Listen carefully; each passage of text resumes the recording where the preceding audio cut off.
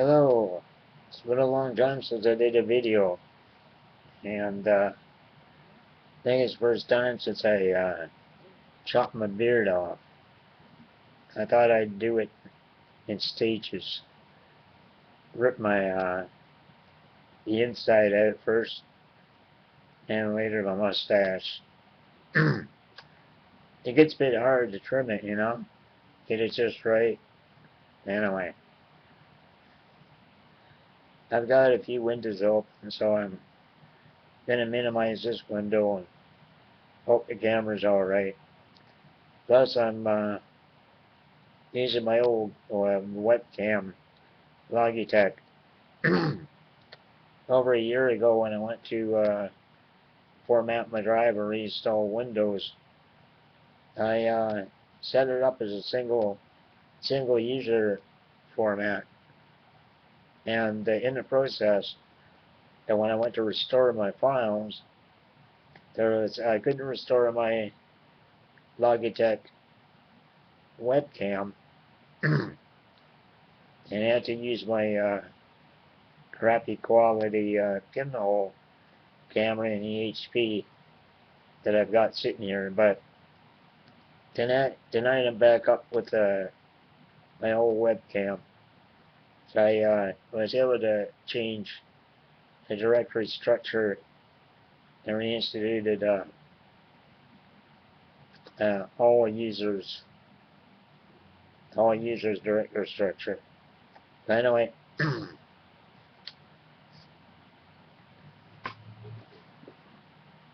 Bill 52 was on the table on Monday, and I really hate to think that I'm really falling behind in a lot of things I used to be able to stay on top of. I'm back on oxygen full time, and since last November, I've sustained a pretty bad decline in my lung function, my energy level. It affects my visual ability to read and stay focused on stuff I'm working on. That's why a lot of times I just post on Facebook instead of doing stuff I really should be doing. But some of the stuff I'm doing on Facebook is pretty necessary too, because there's a lot of higher political situations directly responsible for a lot of these things, like euthanasia, the euthanasia movement. I'm no longer going to give them the privilege of pawning themselves off to society as the right to die societies and dying with dignity, folks. It's a lot of BS. Now, I know on previous videos I get so out of it, I just let it rip, because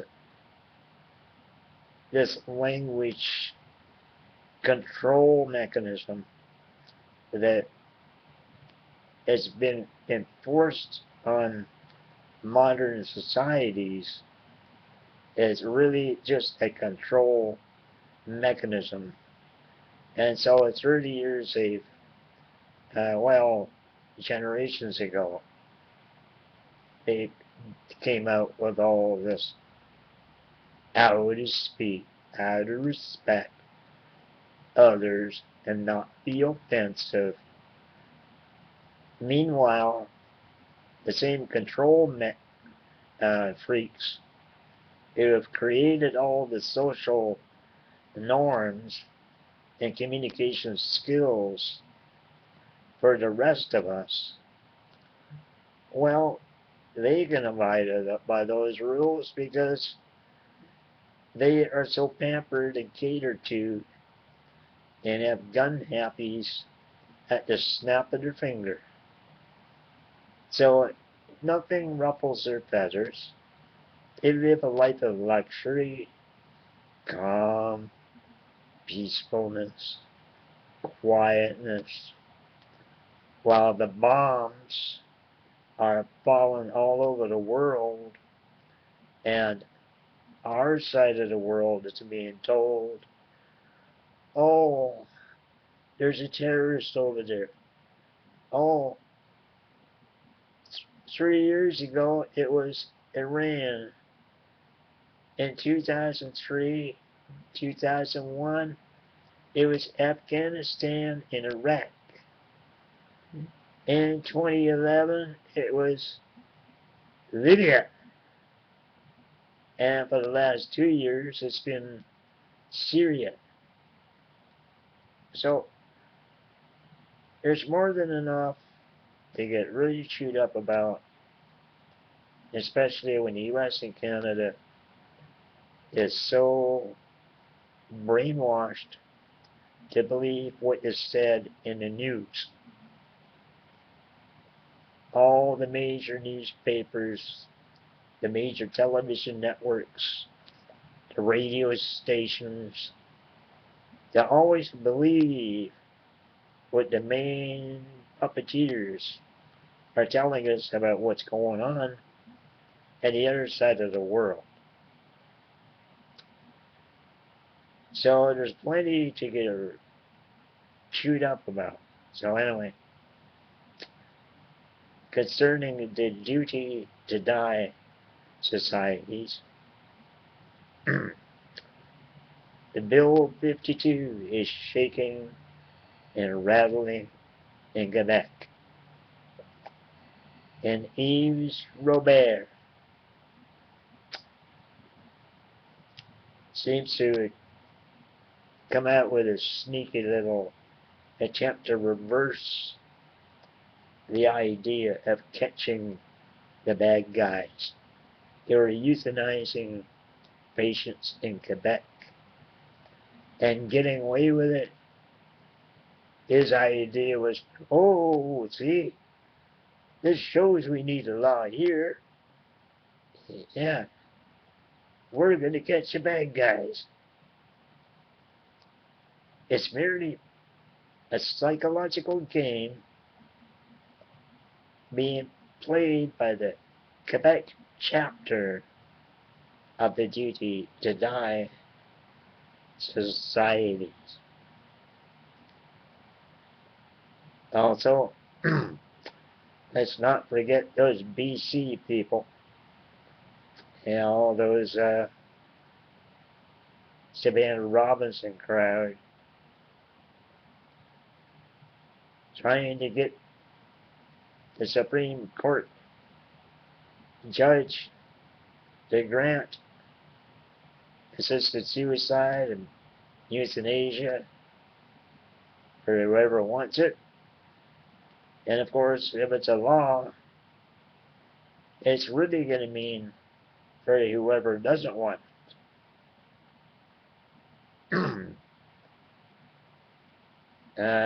Those opportunists from the Quebec Senate Committee of 2010, they got on a plane and went to Holland and Belgium and had a nice cup of tea and cup of coffee and a little champagne, vino, that all the death cult operators in Belgium, Switzerland, and the Netherlands. They come back here, all so happy to tell the Canadian public how sweet it is. Oh, the safeguards over there in Holland, Switzerland, and Belgium, hey, they're going great. You know, there's no problem. Yeah, safeguards are really good. And down there in Oregon, yeah, whoa, you know, no problem. Of course, the Oregon chapter of the Duty to Die, they run the state healthcare system. Yeah. A few years ago, there was a couple of patients. They went public about it after the state authorities said, hey, you know, we can't give you any more cancer treatments. It costs too much. Can you prove you're going to be alive 5 years from now? Nobody could prove it. They're going to be alive in 5 years if they got their cancer treatments. So the dictators of the Duty to Die gave them the prescriptions for their execution pills. And they called that suicide medication. And it wasn't suicide at all. They were murdered by the state of Oregon. Murdered. Derek Scumbag Humphrey, whatever fiancés you might have running things for you. Anyway. Oh, man. I know I'm gonna croak. I'm not sure exactly when. But I've had a lot of people online. At times I have been working in the comments forums, in newspapers and other online sites. Lots of these death cult puppets trying to rub my nose in it. Oh, we know you're just scared to die. And they don't know crap about me.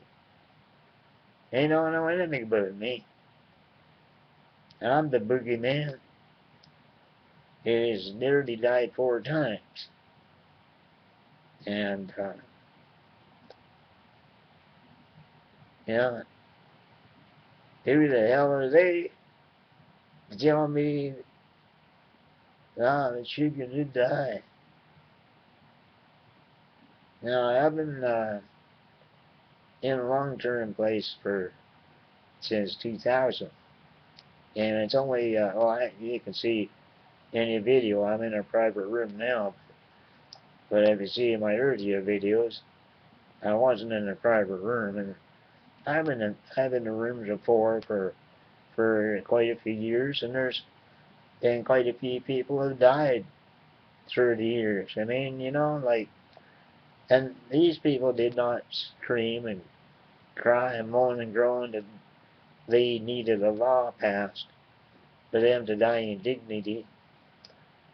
The Duty to Die forces have a warped definition of dying with dignity. They really do. And they continually use all these people with all these testimonies to give about the last weeks and months of their family member. And, oh, if only you had a family member,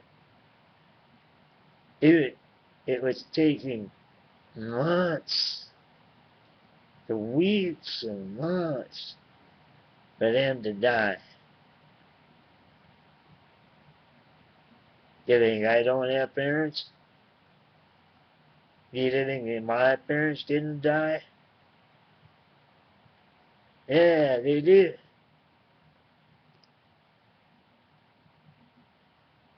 But I'm sure as hell glad there was no law passed to execute them.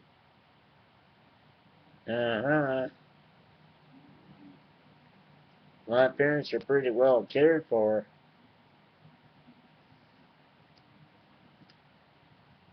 And so there's a lot of other people of the World War II generation and World War I generation were pretty well cared for before these scaremongers, the intellectual eugenics terrorists,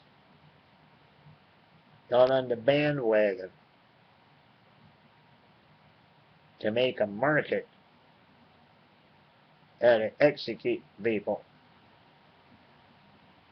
And now Belgium's up there ripping people's organs out of them and making sure they get a good price tag for killing them off and stripping their organs for organ donations.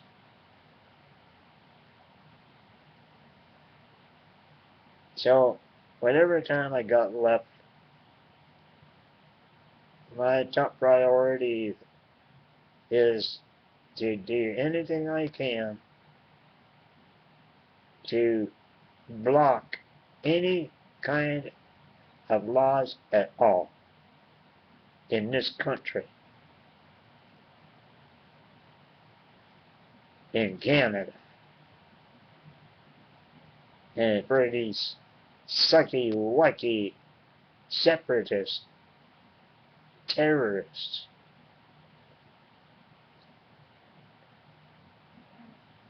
They've spent 100 years crying and moaning about French language and culture.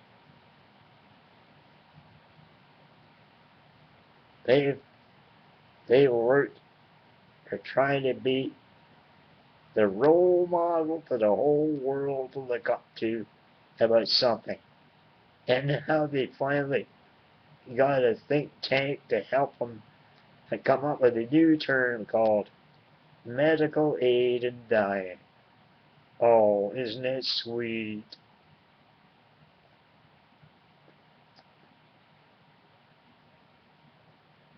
I guess what? A whole bunch of doctors use presentations at the commission, the select committee commission hearings. An entire whole bunch of doctors rejected legalizing anything in this country or this province. And the committee took all their presentations and rejected it. So that what they removed from their final report on what Quebecers wanted, it looked like they were the winners. It's like terrorists can never win by real democratic voting. So, they attack whatever results come in and do what they can to delete it or just make sure it gets buried. So, you know, what needs to get buried is euthanasia, assisted suicide. That's what needs to get buried. And the CRTC in Canada and the FCC in the US need to put a clamp on any further mention of euthanasia, assisted suicide, or any other fancy new name and title they cook up, wave a magic wand, to create, period. There needs to be no further mention of the word euthanasia or assisted suicide or anything which could be conceived as defining the same terrorist act.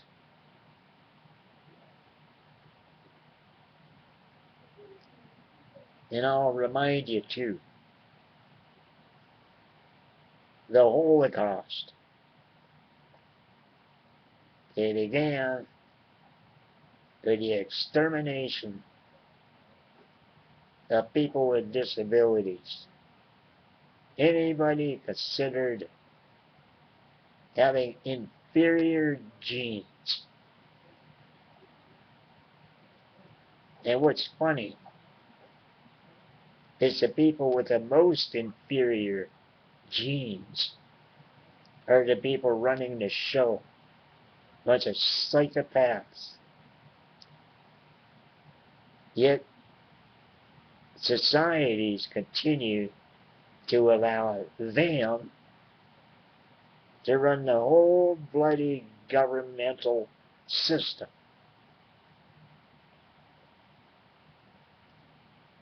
It's time to put a stop to it. And for all you chicken shits out there that are so afraid of dying, so afraid of pain, so afraid of suffering, why don't you guys contact the people that could help you understand what's going on? You can contact the Euthanasia Prevention Coalition. You can contact the Not Dead Yet organization. You can contact the Doctors for Total Refusal of Euthanasia organization. There are organizations you can contact to find out what are these duty to die cult members and leaders not telling you. Why is it their money over the commercials they make in all their TV talk shows, documentaries they make? Why are they having so much influence over public opinion? And also, why is it that we cannot have movie producers that we're going to hear our side of the story and start doing not just documentaries, but doing fiction movies? And there's a lot of people, movie producers, can get in touch with and talk to everybody. You can talk to our lawyers involved. You can talk to the medical personnel involved. You can talk to the disability rights organizations. There's more than enough testimony and information available that movie producers could forget about the Oscars and all the big shot stuff in Hollywood. Why don't you get a heart? Why don't you get a brain? They said it's looking for money and fame. During the years that Terry Schiavo was, her case is going through the courts, I was already interested and a movie producer to go down there to Florida and interview her parents and the lawyers involved. And instead, it's just always portraying Michael Shivel's side, the duty to die side. Why isn't there one movie producer cannot come out and be willing to act on our interests?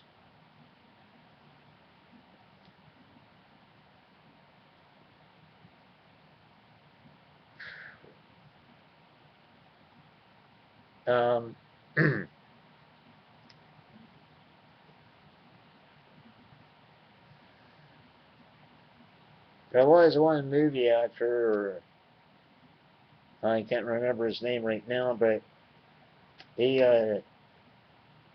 sent word to the Schindlers one time that he supported their efforts, but this guy was always demonized by Hollywood because it wasn't one of the liberals and stuff. But it would really be good if we could get the support of at least one or two movie producers, and also one of the major rock bands.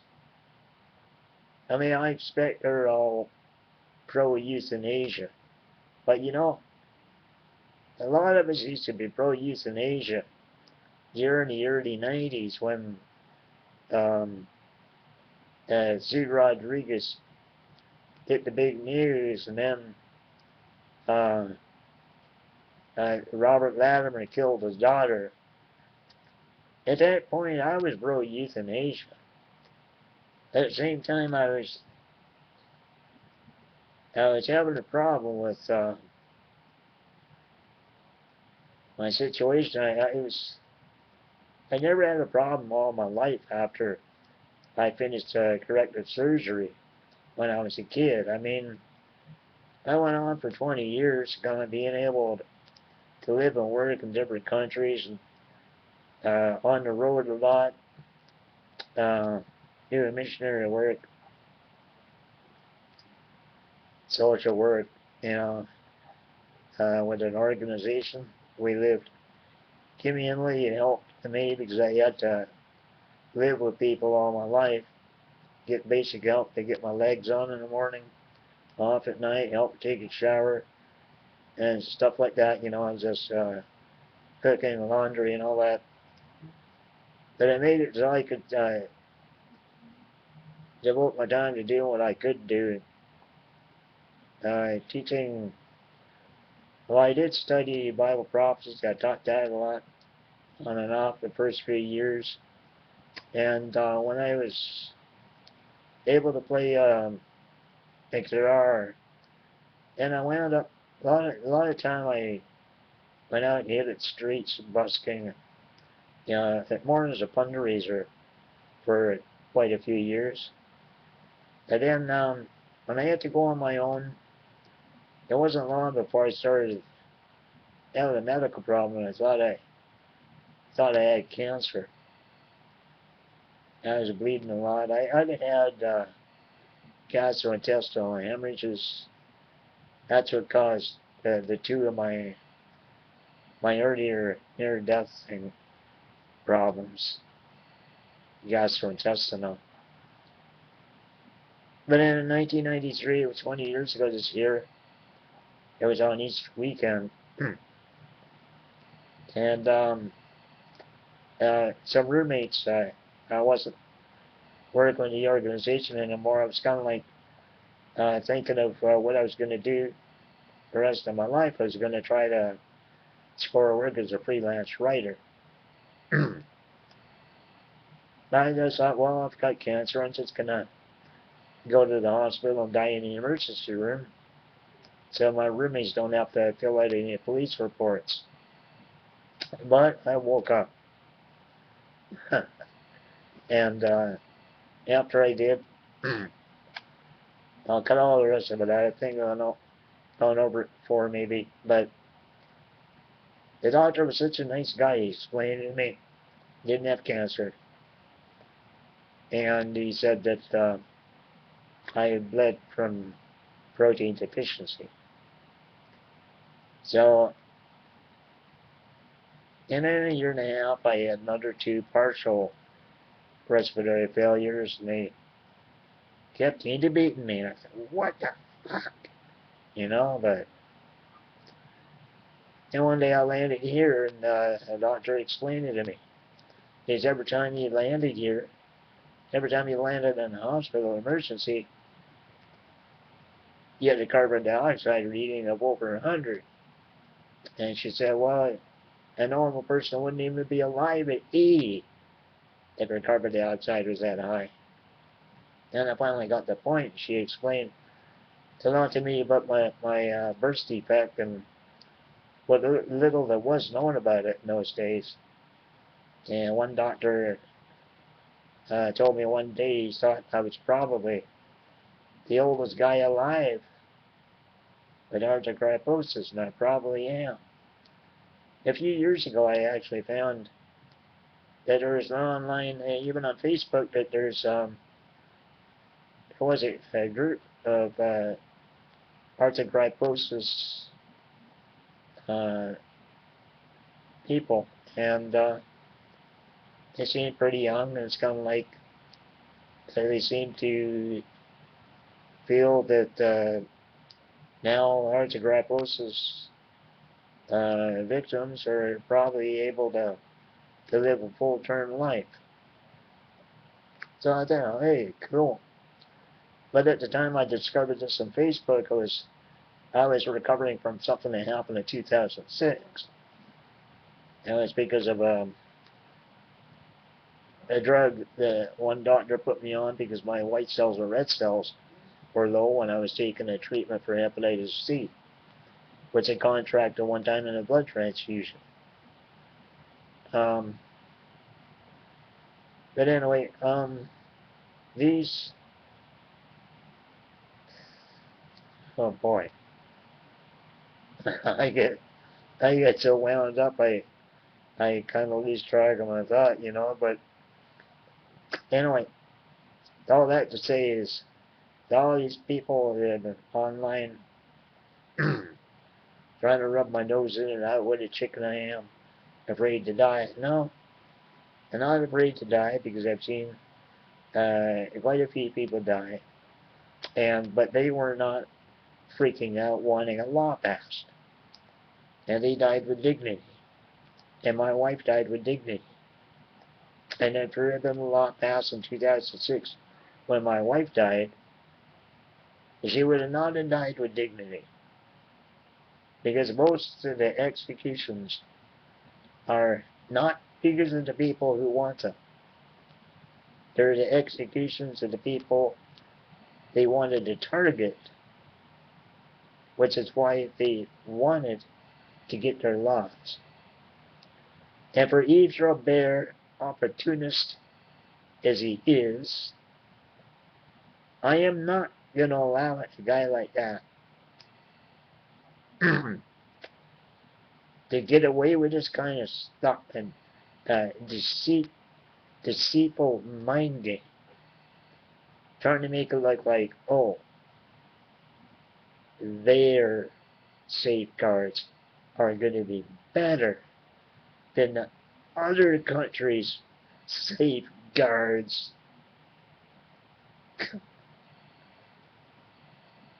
Yeah. Well, stick your safeguards up their back. Yves, Robert, France, Jean Lalonde, Jeffrey Kelly, and everybody else in that Senate committee. The day I made it there to the Senate committee hearings, and I didn't plan to give a speech, but they asked me if I wanted to. I said, okay, sure. And you guys agreed to it. Well, I gave it. But after that, and I see what you guys have done to those reports and all those meetings, there's no way I intend to be polite, respectful, or anything else to you guys.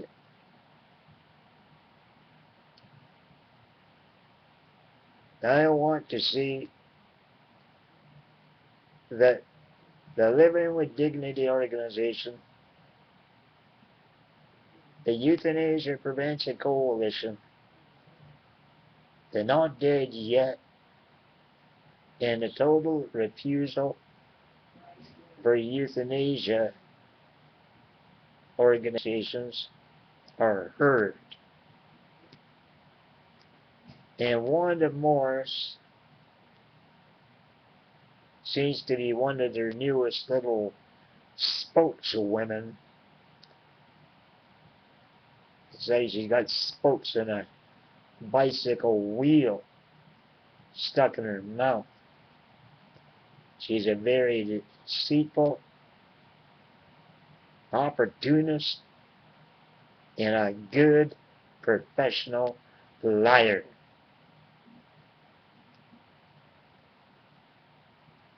And you guys can deny all the reports you want. You can deny the statistics all you want.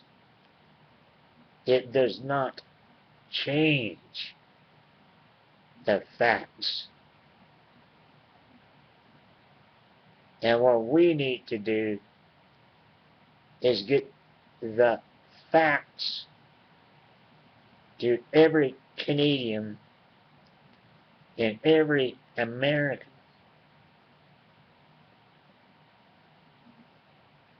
And you know what we need to do is have every one of you hunted down, rounded up, deported from this country. Euthanasia came from Europe, the land of the Dark Ages, and that's where euthanasia belongs.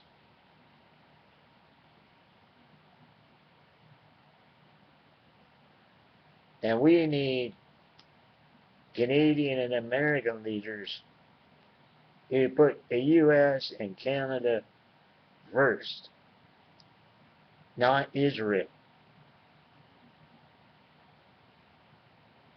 not England, not France and Germany, and not Italy. Canadians are Canadians. Americans are Americans. We need to put a stop to dual citizenship. Rip it up. You can only be loyal to one country.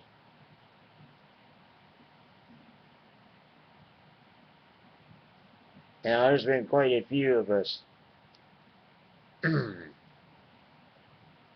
patriot groups have talked about this online.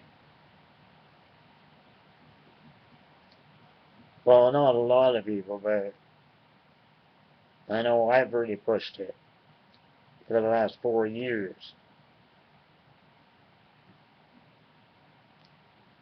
And this idea that these foreigners come here and start making policies for our country, screw you.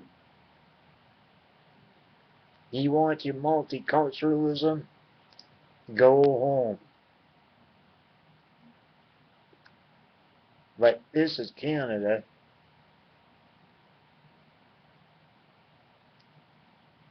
And this is not the new Canada.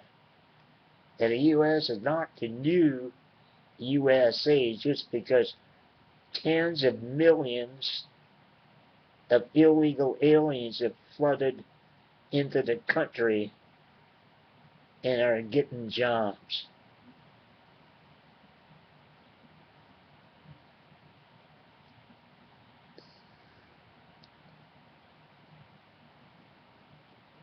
The only people the U.S. and Canada needs are the people who believe in the way we see things and our values. We don't need anybody who wants to come in here, start changing the way we see things, thinking they have to teach us anything.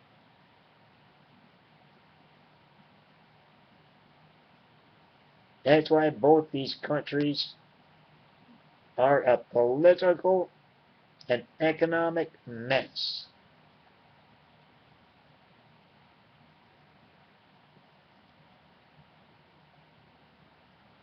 Yet the bank mobs, they got enough toys with their artificial money. They keep printing enough toys so that the people in their 20s and 30s don't know anything. They're just feeling good. Gotta be drugs. Got lots of toys and iPhones and iPads and oh, good.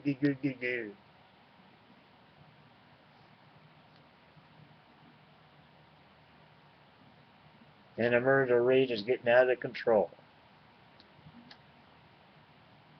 And then they blame it on the gun owners, when the gun owners don't do anything wrong.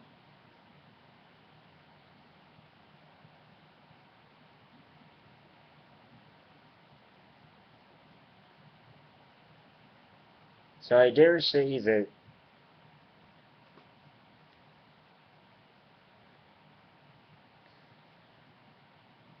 there needs to be a real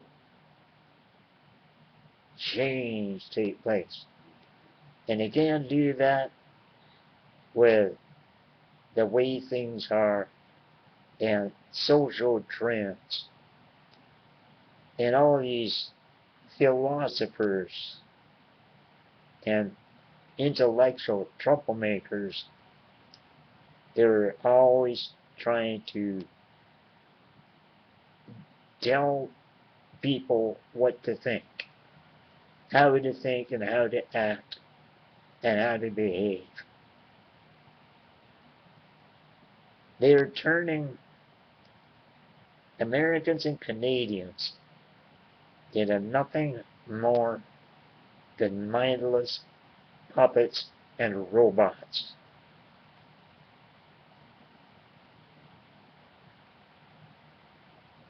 We need to get the U.S. and Canada back to where everybody is an individualist. That people don't feel like they have to be part of something, but they can regain their own creativity.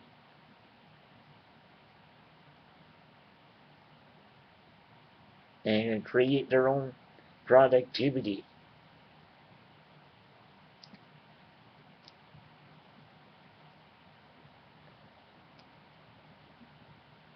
So, concerning euthanasia,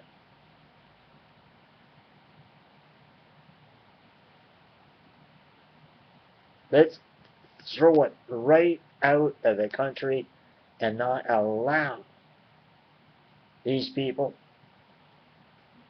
these intellectual terrorists, to spread this hate word anymore. Assisted suicide and all this crybaby stuff about the pain and the suffering. It's so much bullshit.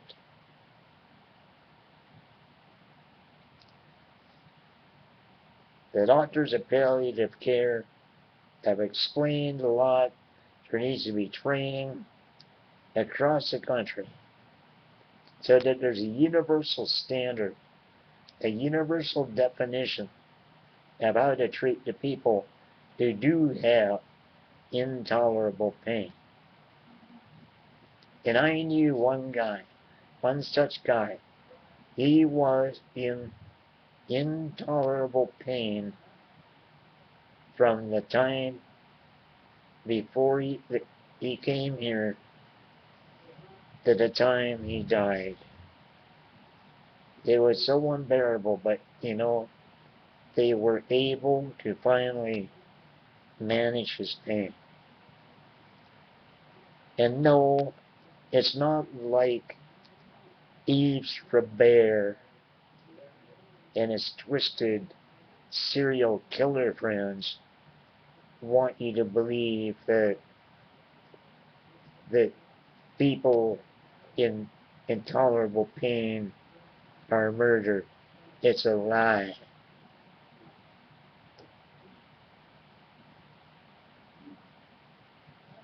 But Yves and his friends, they do want to murder people. I won't say everybody, because the people who request it and understand exactly what they want, that's not murder. But still, I disagree with the law,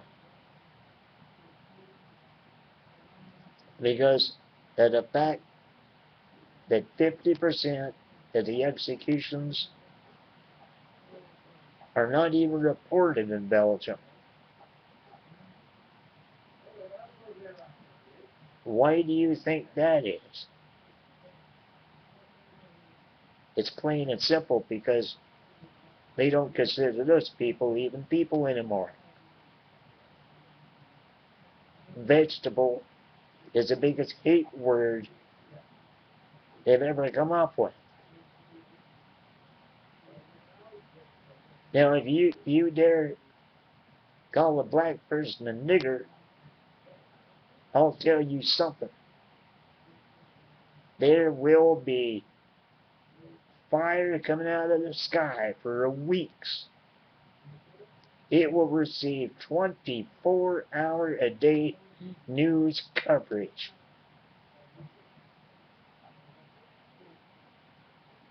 And for all the people, and 80%, 50% of the people who are executed are not even reported their executions.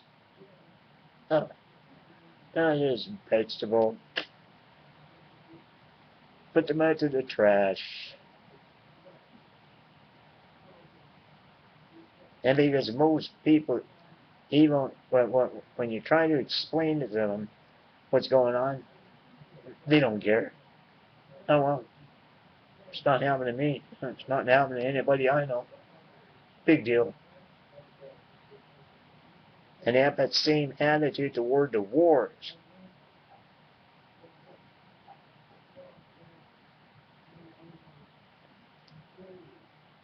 The government back here in the media pump away their, the terrorists. They're just jealous of our standard of living.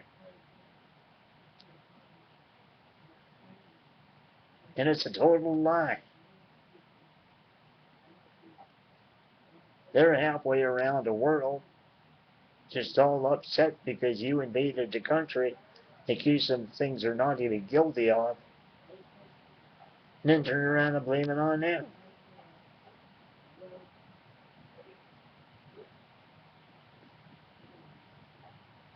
And it's really time that Americans and Canadians turned off the TV. Better yet, put your foot right through the screen and get online and do some studying.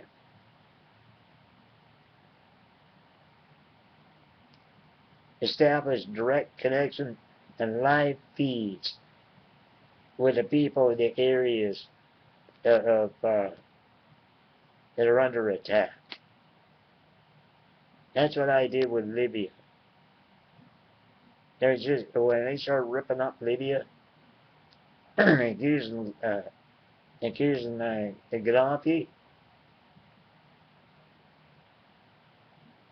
I just dropped everything because I knew too much about Gaddafi from the 1970s.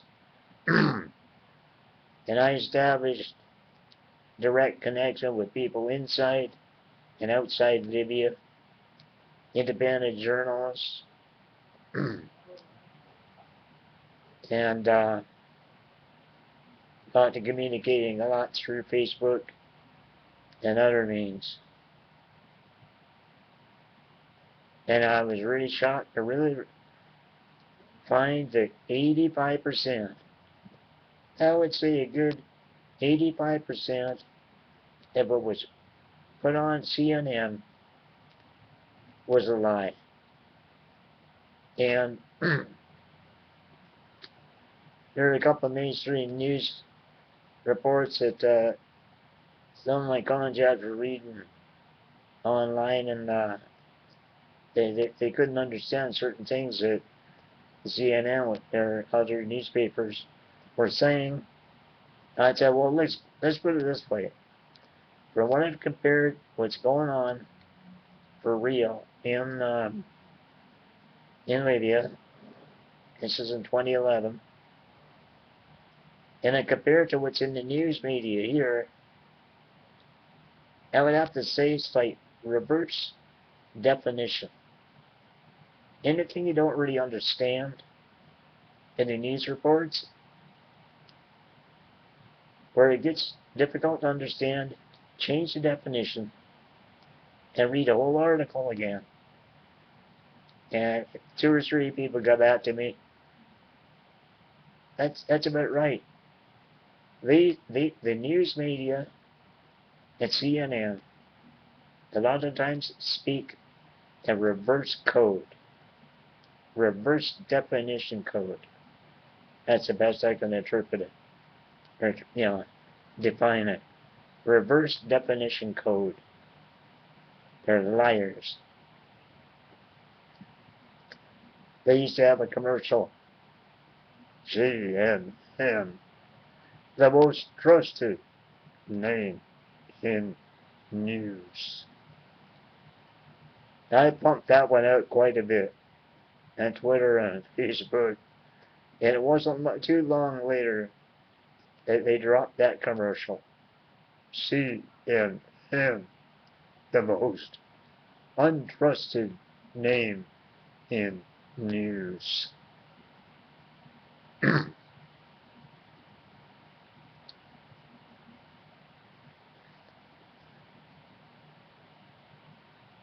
Okay, well, I'm going to read something.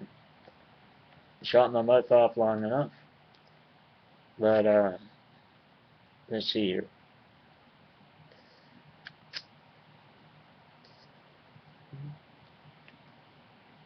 The Belgian lecturer blames the euthanasia law for the death of his depressed mother.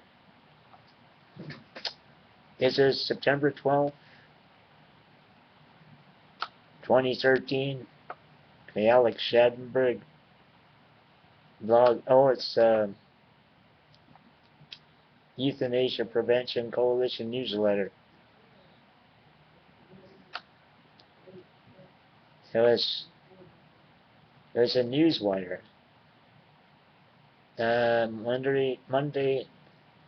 Montreal, September 12th, 2013. Dr. Tom Marchier, PhD lecturer of chemistry at University College of Leuven, or how you pronounce it, in Belgium, critiqued the Belgian euthanasia law at a press conference in Montreal. On April 20, 2012, he learned from the hospital without prior notice, this is in Belgium, that his mother, at the age of 64, was euthanized the previous day by a lethal injection at the hospital at the Free University of Brussels, in Belgium. His mother did not suffer an incurable disease like cancer or a neurodegenerative disease such as Lou Gehrig's disease. She suffered from chronic depression. The euthanasia death was carried out by an oncologist and a recommendation of a single psychiatrist. Other psychiatrists did not concur with the poor prognosis of her condition or agreed to her request. The family has been overwhelmed by the death. It should be noted that Mrs. Yves de Troyes was a retired teacher who loved to travel. She had experienced significant losses in the past. She was widowed after the suicide of her husband, and later suffered a breakup in a long-term relationship that precipitated, again, her depression. Dr. Tom Marchier and his family are not the only victims of a law that provides access to euthanasia for people with terminal illnesses, but also to those affected by depression, loss of memory, and anticipated diseases. Currently before the Belgian Senate, a law is being proposed to extend euthanasia to disabled children and those losing their autonomy. Dr. Paula Sabat, as a coalition of positions for social justice, denounced not only the countries and states in the United States who practice euthanasia, but also the Quebec government, which is currently promoting Bill 52, which has many similarities with the Belgian law. All societies that allow euthanasia, promote death, and safeguards consistently fail. International studies show that informed consent is not always respected. Reporting mechanisms are being ignored, and patients with mental health problems do not receive psychiatric treatment that they need. In fact, according to Dr. Paul Zaba, Quebec is currently promoting euthanasia as a cheap alternative to palliative care, which is currently accessible to only about 20% of the population. Unfortunately, 80% of the patients who need palliative care do not have the strength and stamina to demand additional investments that would allow them to finish their lives without suffering and with dignity.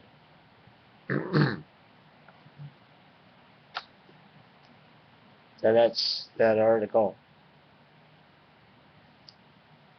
According to the reports that were done by members of parliament across the country and healthcare workers, Euthanasia Prevention Coalition, they had a completely different report when they finished assessing what went on in Quebec. And it's up to the provinces to come up with the resources, the financial, economic resources they need, and the training for the people they need to benefit from it. The nurses, doctors, therapists, caregivers, whatever. So, on the country as a whole, there is a plan. It's all laid out. It just needs to be put into effect. And then, when they do put it into effect, there's no need for some law for euthanasia. There's no need for a law of euthanasia anyway. Adolf Hitler started it. Hey, I mean, I'm sure there's some real diehards who are maybe the grandchildren of Hitler's officers who came to Canada. After World War II, Hitler's top officers never were executed. They just grabbed a bunch of flunkies and executed them. Most of the top officers were actually integrated to the U.S. military. CIA, NASA, you got it. There are others were given asylum in Argentina and Canada. So I'm very, very interested to know exactly how many of these people have been influential in Canada's duty to die societies. That's it for tonight. Maybe I'll rip my mustache off before I do another video. But